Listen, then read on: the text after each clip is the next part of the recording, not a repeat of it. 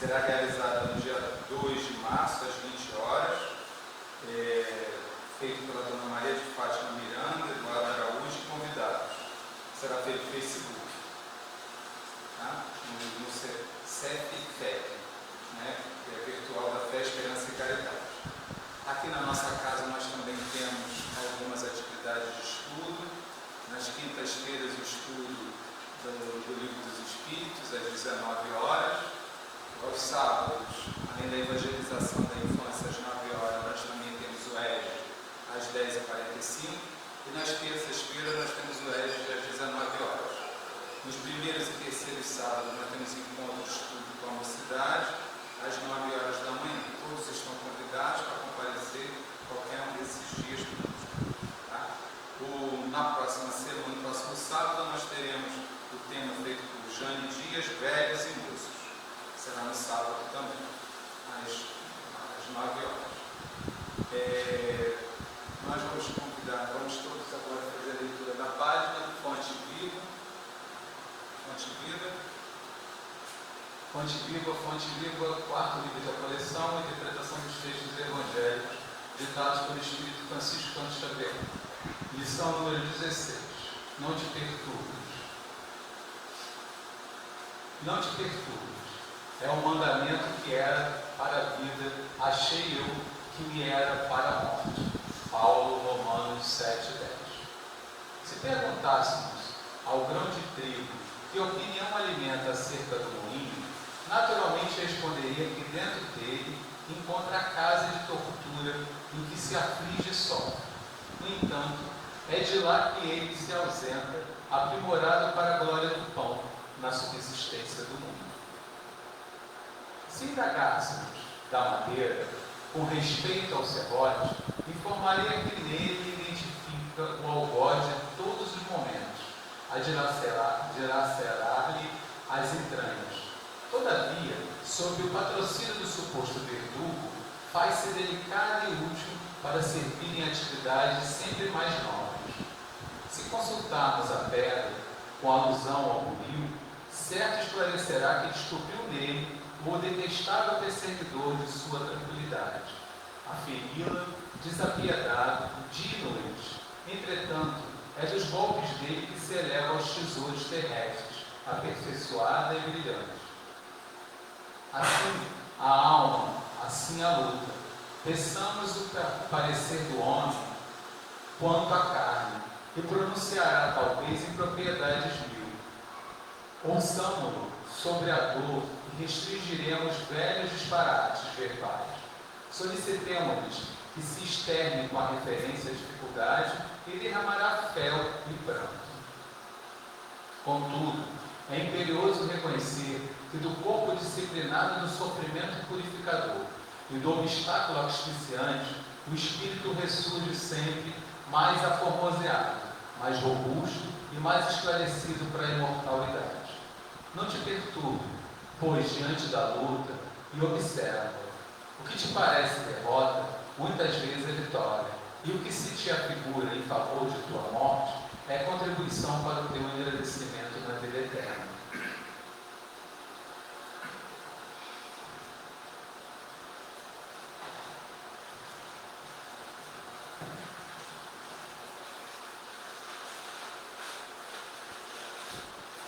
Nós então pedimos a todos que façamos a prece, fechamos nossos olhos e levamos o nosso pensamento ao Pai Maior. E peçamos a Ele que nos guie nessa noite de hoje, orientando-nos para que nós consigamos ter o maior entendimento possível das palavras de nossa irmã Bárbara e consigamos alcançar todo o conhecimento que será necessário para a nossa caminhada do dia a dia. Que tenhamos muita humildade diante das situações do mundo e que possamos, com o coração aberto nesse instante, pedir a esse Pai maravilhoso, esse Pai que nos alimenta, que nos sustenta, que nos ampara a todos os instantes, que possa nos amparar, apoiar, estar ao nosso lado, nos segurar diante das diversidades da vida, nos carregar diante das areias, nos escaldantes da vida terrena, e assim nos colocarmos no colo, ajudando-nos para que nós consigamos passar por todas as situações que às vezes se apresentam em nossas vidas. Que tenhamos o nosso coração repleto de alegria e de felicidade por estarmos encarnados, mesmo diante de todas as adversidades que muitas vezes encontramos no nosso dia a dia. Que tenhamos sempre bom ânimo e a fé imortal de que tudo na vida passa e que somos espíritos, e como espíritos nós venceremos todas as batalhas, pois a nós nos foi dada a eternidade. Que Deus esteja conosco hoje, agora e para sempre. Eu vou convidar a nossa irmã Bárbara para o nosso palestra.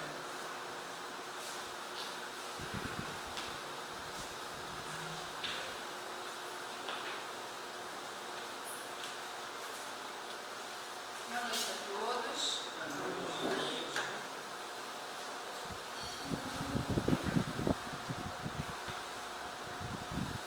Bom, o nosso tema da noite então é Lei de Liberdade, baseado no Evangelho segundo o Espiritismo, está lá no capítulo 10.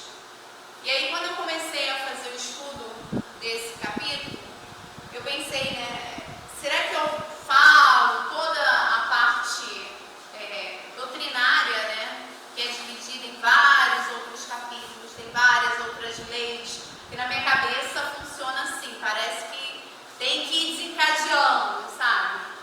Mas aí eu fiz um estudo, depois eu fui lá e fiz outro estudo. A gente estuda e parece que nunca tá bom, né? Então vamos tentar ser assim, mais leve possível.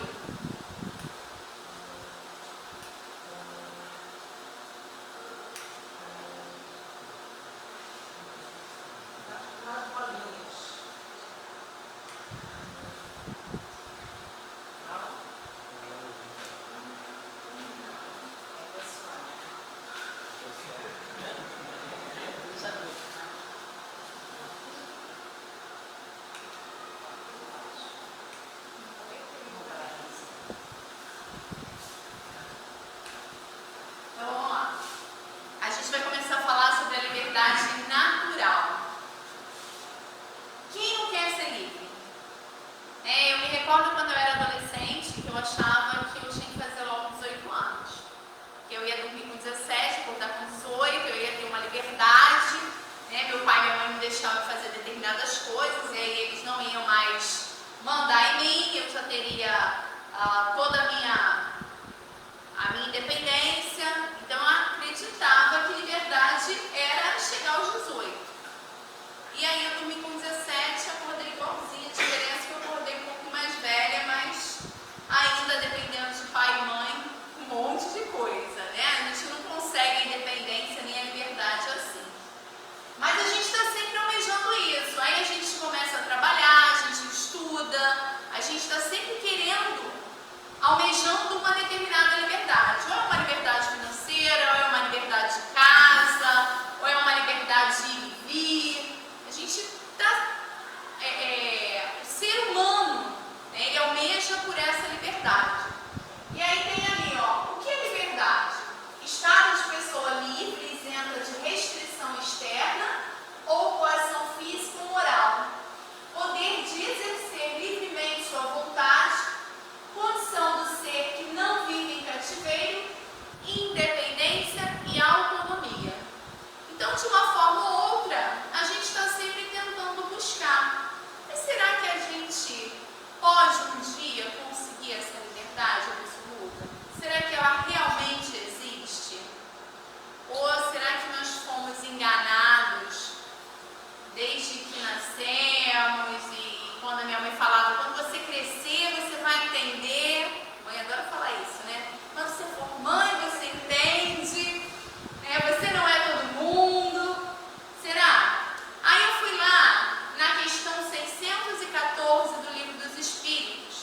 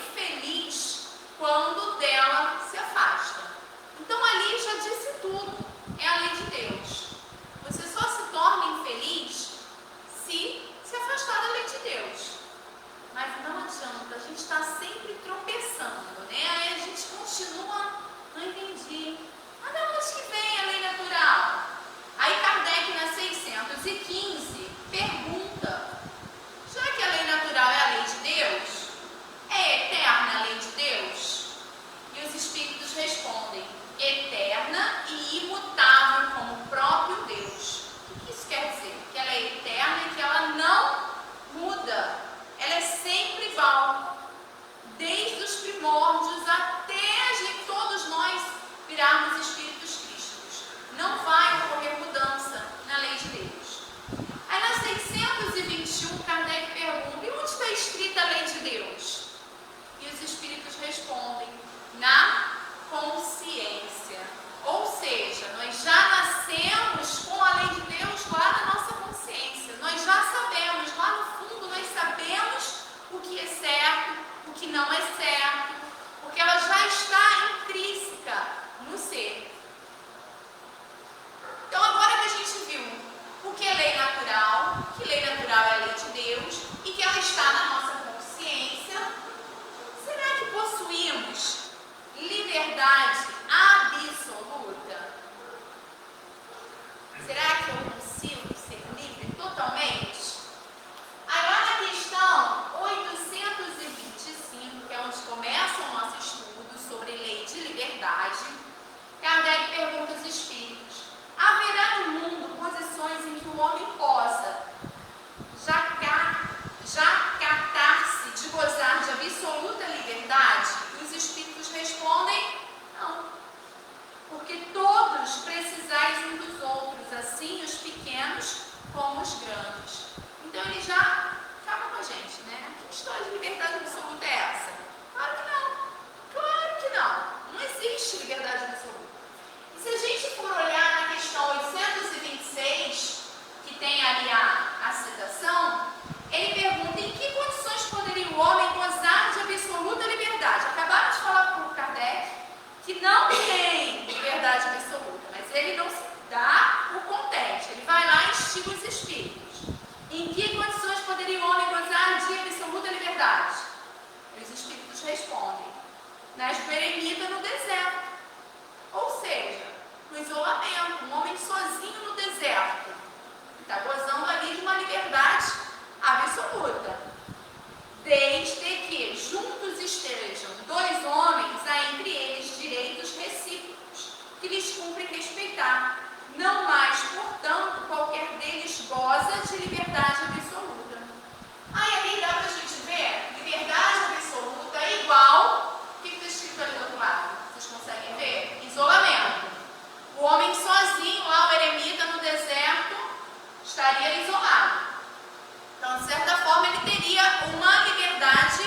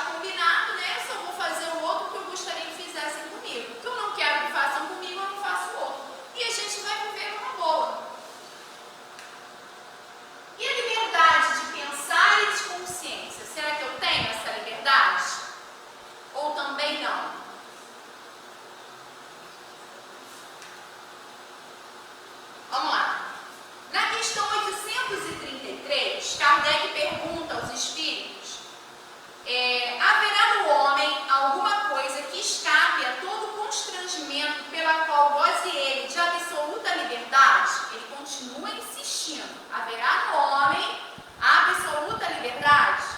E aí os espíritos respondem, é pelo pensamento, que o homem goza de liberdade sem limites, pois o pensamento não admite barreiras. Pode-se deter no seu ímpeto, mas não aniquilá-lo. Então, no pensamento, o que os espíritos me dizem? Que eu tenho uma liberdade ao pensar. E aí, no 834, ele pergunta, é responsável o homem pelo seu pensamento? Os espíritos respondem, perante Deus é. Somente a Deus, sendo possível conhecê-lo, ele o condena ou absolve, segundo a sua justiça. Vocês conseguem saber o que eu estou pensando? Não. Digo para os meus alunos que eu leio o pensamento deles. Segredo. Não, né? Mas e Deus? Sabe o que eu estou pensando? Sabe. Então eu consigo ter uma liberdade total.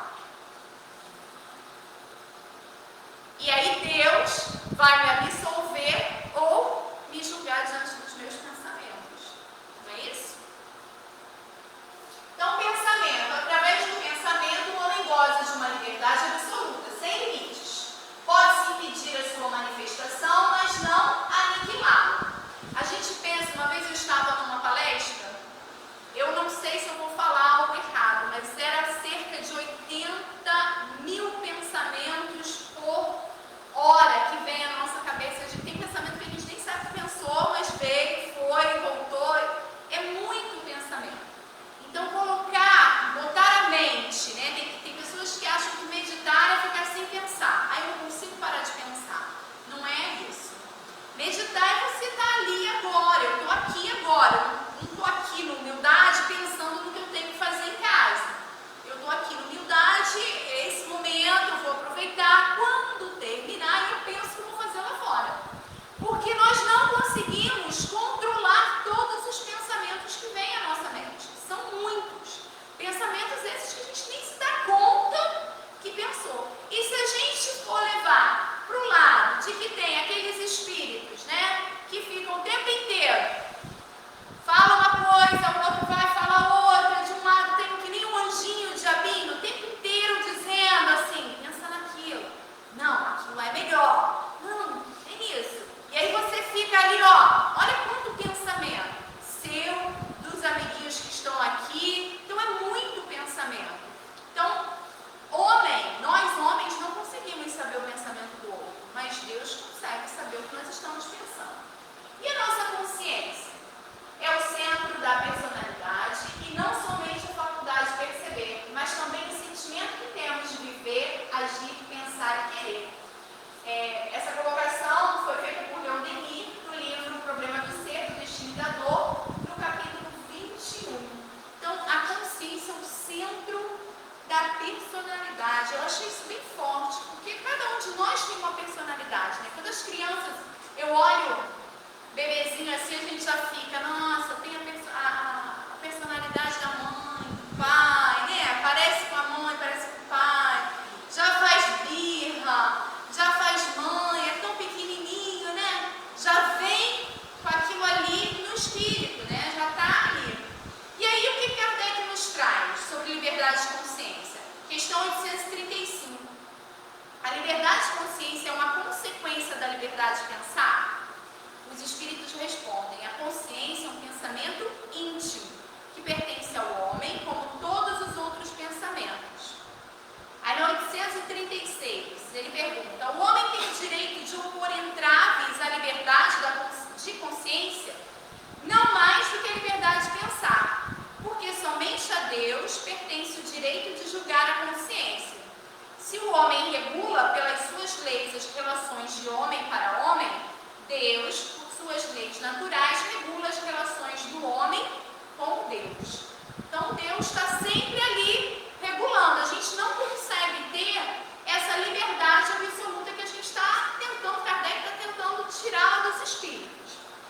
837. Qual o resultado dos entraves à liberdade de consciência? E os espíritos respondem, constranger os homens a maneira diversa no seu modo de pensar, o que os tornará hipócritas.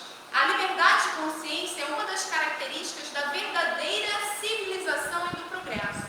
Se nós não tivéssemos liberdade de consciência, liberdade de pensar somente a Deus, né, daríamos conta desses nossos pensamentos, dessa nossa consciência, nós também não conseguiríamos avançar na nossa caminhada civilizatória. Nós estaríamos estagnados.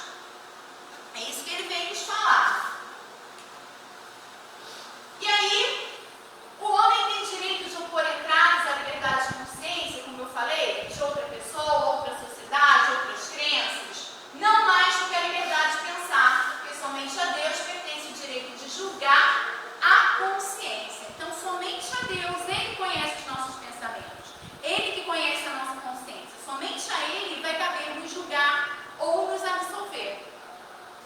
Se o homem regula pelas suas leis a relação de homem para homem, Deus, por suas leis naturais, regula as relações do homem com Deus. Liberdade de consciência. Na 837, Kardec pergunta qual o resultado dos entraves à liberdade de consciência. Né? Qual seria o resultado dos entraves? Você ficar entravando a consciência, o ato de pensar. Constranger os homens a agir de maneira diversa ao seu modo de pensar, o que é torná-los hipócritas. A liberdade de consciência é uma das características da verdadeira civilização e do progresso. Toda crença é respeitável, ainda mesmo quando notoriamente falsa. Isso é super importante. Questão 838. Kardec pergunta: já que a gente está falando sobre a questão do pensar, e a gente nós homens, né, não deveríamos colocar entraves ao pensamento do outro, e quando as crenças elas se confrontam, quando são baseadas em fatos opostos, né? Eu defendo uma coisa, o outro defende outra, eu defendo o politeísmo, o outro defende o monoteísmo. Como é que fica isso? Será que todas as crenças são válidas? É respeitável? Devemos respeitar a crença do outro? Olha o que ele nos diz na questão 838. Toda crença é respeitável quando é sincera e conduz à prática do bem. As crenças reprováveis são as que conduzem ao mal. E na evolução que nós nos encontramos, nós conseguimos já perceber quando aquela prática leva o outro ao bem ou quando ela leva o outro ao mal. Então não cabe a gente ficar dizendo se está certo, se está errado, julgando ou absolvendo. Se está produzindo bem, se faz bem para aquela pessoa, você percebe que na vida daquela pessoa faz diferença, os espíritos já nos dizem, é para respeitar. Se está no caminho do bem, é para respeitar, que assim permaneça. Até que, se for da vontade de Deus, da espiritualidade, em algum momento vai ocorrer a mudança. Na 842, ainda sobre liberdade de consciência, como todas as doutrinas têm a pretensão de ser única expressão da verdade, por que sinais podemos reconhecer a que tem o direito de se apresentar como tal, né? De se apresentar como sendo a melhor? Essa será a que produza mais homens de bem, menos hipócritas, quer dizer, que pratiquem a lei de amor e caridade na sua maior pureza e na sua aplicação mais ampla. Eu ainda colocaria ali que não tem a melhor, não existe a melhor. O que a gente percebe são aquelas que produzam mais homens de bem, mais homens perseverantes, mais homens trabalhando em função do próximo. Essa sim tende a ser muito mais vantajosa. Por esse sinal, reconhecereis que uma doutrina é boa, pois toda doutrina que tiver por consequência semear a desunião e estabelecer divisões entre os filhos de Deus, só pode ser falsa e perniciosa. Então, como disse Paulo, tudo me é lícito, mas nem tudo me convém, né? Os costuma dizer, eu pelo menos costumo de vez em quando alguém vem, não tem nada demais, por que você não faz isso? Todo mundo faz. Aí sempre me vem em mente a frase de Paulo, né?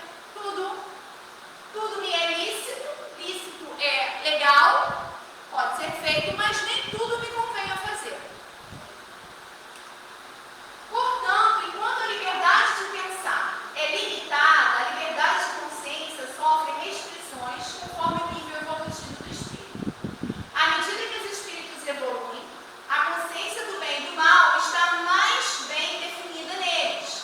A consciência não esclarecida pode alimentar ideias malsãs, gerar e provocar ações morais abusivas, resultando em sofrimento e desarmonia para si e para o próximo.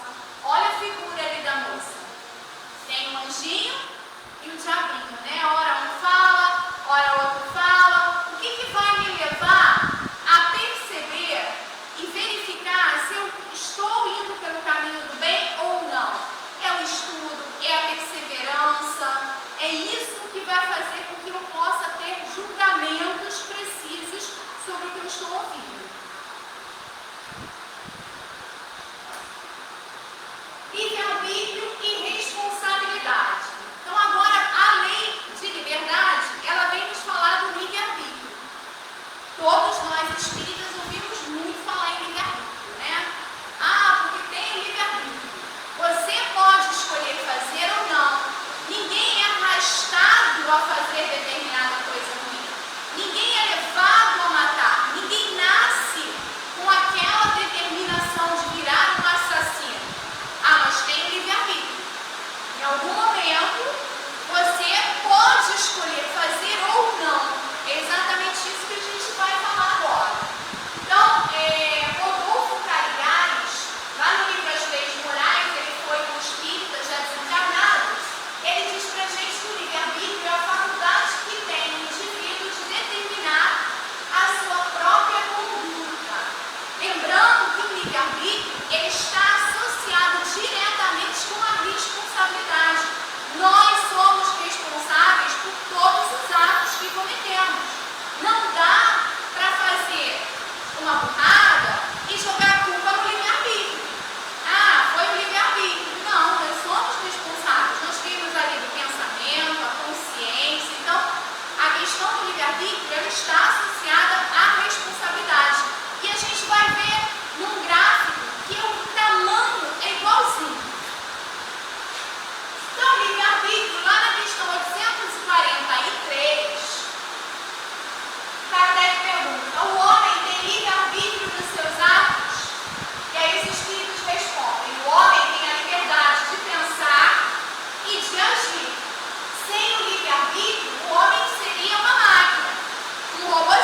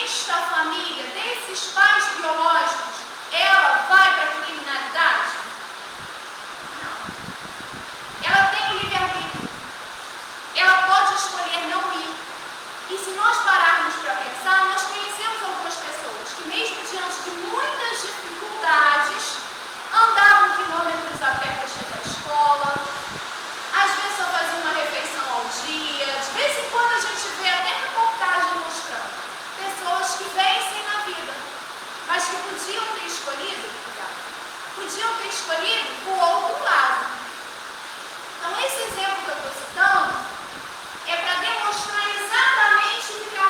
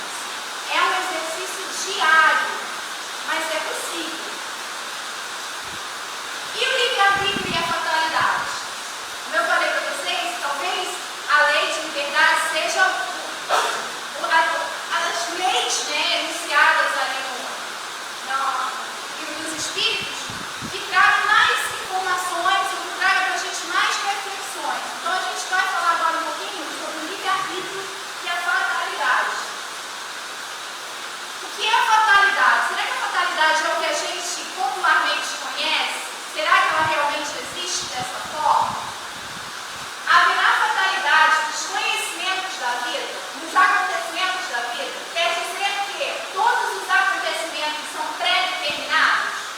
Neste caso, que vem a ser o livre-arbítrio? Questão 851, tá? Do Livro dos Espíritos. E aí, para essa questão, os Espíritos respondem: a fatalidade existe unicamente pela escolha que o Espírito fez ao encarnar desta ou daquela prova para viver. Ou seja, antes da gente vir, a maioria de nós foi chamado e foi passado lá um planejamento. Perguntou se a gente concordava, o que a gente achava. E aí a gente às vezes pede para modificar uma coisinha ou outra, né? Para mudar a roupinha, ou para vir assim, para vir assado, para nos ajudar aqui embaixo. Só que a gente esquece de tudo isso. E aí quando a gente vem aqui, a gente acha que os pormenores que acontecem na nossa vida já foram predestinados. Eu vou tropeçar numa pedra que está ali na saída do centro, no dia 28 de fevereiro de 2023, e já tinha uma predeterminação dessa pedra ali e eu tropeçar. É assim que funciona? Não. A maioria das coisas que acontecem no nosso dia a dia não foram combinadas. Nós é que causamos por imprudência. O que foi combinado são as provas. Eu escolhi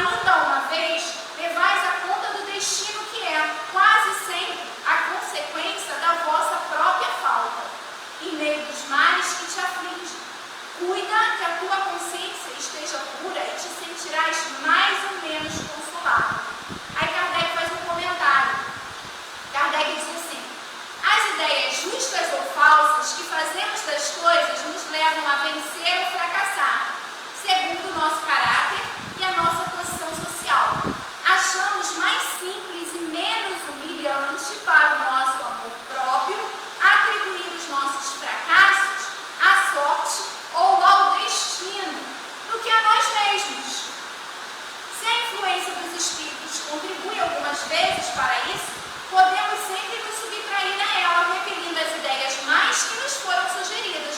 Lembra os anjinhos? Eu vou dar ouvido a quem eu quiser.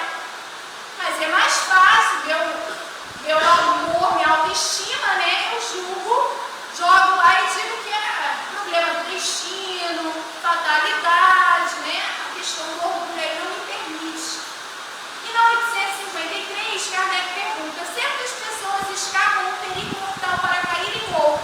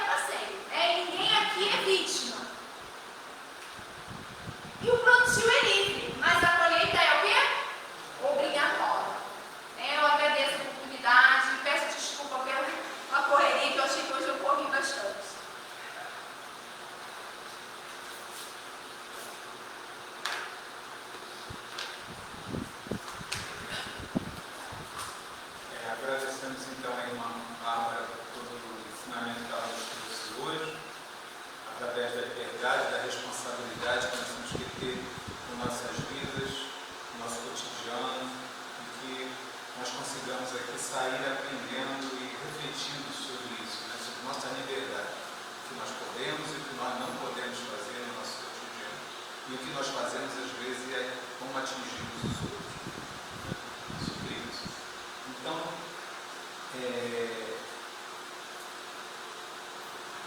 nós vamos agora ter o passe, ele não é obrigatório. Peço que seja um tipo de silêncio e a meditação no salão. E aqueles que não desejarem receber o passe devem permanecer nas varandas ou retornar em paz para os seus lares, mas sempre mantendo silêncio na casa. Nós recomendamos que todos que queiram participar, né, do passe sigam. Nós vamos agora fechar nossos olhos e agradecer a Deus essa oportunidade que nós tivemos na noite de hoje, de aprendermos, de refletir sobre a liberdade.